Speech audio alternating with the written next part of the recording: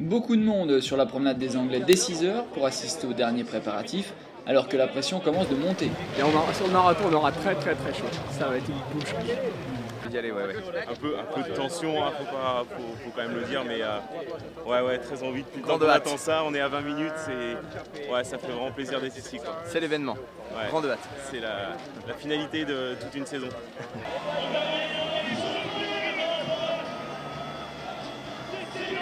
Grande émotion effectivement au moment où les 2600 concurrents se sont élancés, et quel spectacle pour les spectateurs qui voient la baie des Anges bouillonner.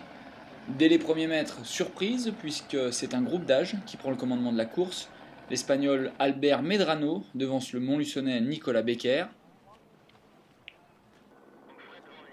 Derrière, les Belges font course commune, Frédéric Van Lierde et Axel Zybrock s'entendent pour se relayer.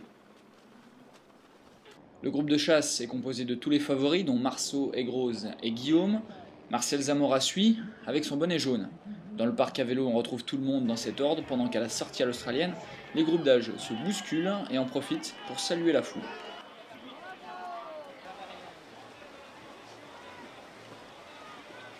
Lors des premiers faux plats vers Vence, Nicolas Becker en profite pour prendre le commandement. Le Montluçonnais aura ensuite du mal et vivra une journée galère jusqu'à l'abandon. Parti très fort dès le début du parcours vélo, Romain Guillaume a rattrapé son retard et emmène dans sa roue les deux Belges Van Lierde et Zybrock. Le groupe de chasse drivé par Olivier Marceau pointe à 2 minutes. Il est composé d'Aigrose, Banti, Clairbout et Zamora qui attend son heure. La grosse difficulté du jour, le col d'Aicre qui culmine à 1120 mètres, va chambouler la hiérarchie car c'est le moment que choisit Marcel Zamora pour faire son effort. L'Espagnol se dresse sur ses pédales et effectue une montée de grande classe et réduit les écarts sur la tête de course. Seul Van Lierde fera de la résistance et basculera dans la descente avec une légère avance de 30 secondes. La montée suivante, Zamora continue son show, double ici Van Lierde et s'installe en tête de course aux environs du kilomètre 120, juste avant le sympathique village de Coursegoule. La descente s'effectue très rapidement et les deux hommes vont rester ensemble jusqu'au parc en creusant des écarts conséquents, 4 minutes sur Guillaume et 9 minutes sur le groupe Marceau. Zamora montre un état de fraîcheur impressionnant et se change à la vitesse du vent, suivi de près par le surprenant Frédéric Van Lierde.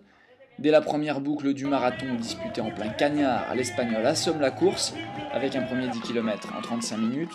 Celui que les speakers de Nice surnomment la machine ne va pas faiblir au fil des tours, tout comme Frédéric Van Lierde.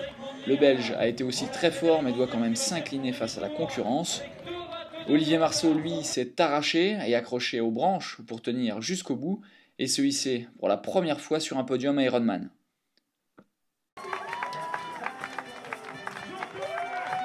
Dans l'air d'arrivée, pas de surprise, Marcel Zamora s'impose en 8h25 et 30 secondes et s'offre son 5e Ironman de Nice d'affilée. Il a fini très éprouvé mais trouvé du réconfort dans les bras de sa petite amie, elle aussi très émue par cette magnifique performance.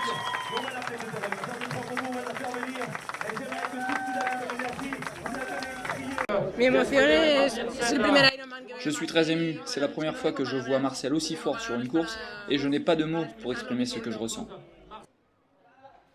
Chez les filles, Tine Dekers a pris la tête lors de la partie vélo pour ne plus la lâcher. Elle pulvérise son record de l'année passée et signe un beau doublé. Sur la ligne, elle devance Erika Axomore et Alexandra Luison qui complètent le podium. Alors que la zone de ravitaillement accueille de plus en plus de monde, les arrivées se succèdent sur la finish line avec de plus en plus d'ambiance jusqu'au dernier finisher. Beaucoup de sourires pour aller chercher cette belle médaille siglée Ironman. Et sur les coups de 22h, voici l'arrivée du dernier finisher, un Américain de 65 ans.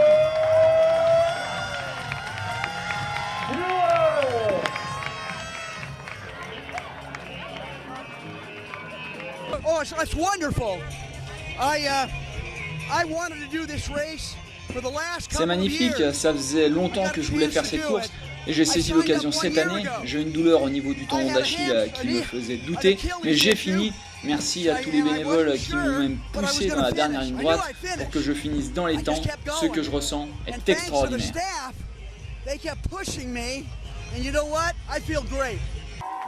Et ce concurrent américain a eu le plaisir de serrer la main du grand vainqueur sur la ligne d'arrivée. Marcel Zamora a promis de revenir à Nice pour l'édition 2011.